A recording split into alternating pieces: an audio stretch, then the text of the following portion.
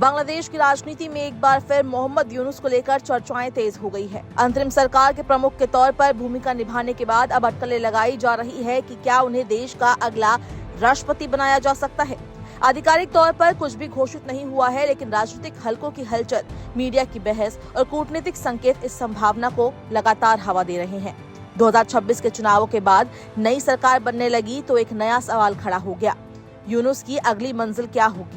क्या वो केवल संक्रमण काल के नेता थे या उन्हें देश के सर्वोच्च संवैधानिक पद पर बैठाने की तैयारी है? राजनीतिक दलों, शिक्षाविदों और सिविल सोसाइटियों के बीच इस पर अलग अलग राय सामने आ रही है। यूनुस की सबसे बड़ी ताकत उनकी छवि है, एक ऐसे व्यक्ति की छवि जो पारंपरिक राजनीति से बाहर रहकर भी प्रभावशाली रहा। उन्होंने अलग अलग दलों और सामाजिक समूहों से संवाद बनाए रखा और यही कारण है कि कई लोग उन्हें एक सर्वस्वीकार्य चेहरा मानते हैं। लेकिन विरोधी खेमे का तर्क है कि उन्हें सक्रिय सत्ता संरचना से दूर ही रहना चाहिए।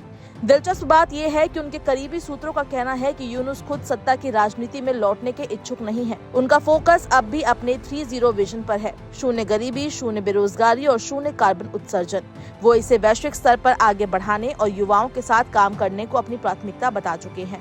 फिलहाल यूनुस ने सार्वजनिक रूप से अपने भविष्य को लेकर कोई स्पष्ट संकेत नहीं दिया है। विश्लेषकों का मानना है कि सत्ता हस्तांतरण की प्रक्रिया पूरी होने के बाद ही तस्वीर साफ होगी। ये भी संभावना जताई जा रही है कि नई सरकार उनके अंतर्राष्ट्रीय अनुभव का इस्तेमाल कूटनीतिक स्तर पर कर सकती है।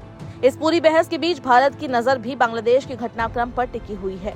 सुरक्षा से जुड़े सूत्रों का आकलन है कि यूनुस के कार्यकाल में कुछ ऐसे फैसले हुए जिनसे प्रशासन में अल्पसंख्यकों की भागीदारी को लेकर सवाल उठे।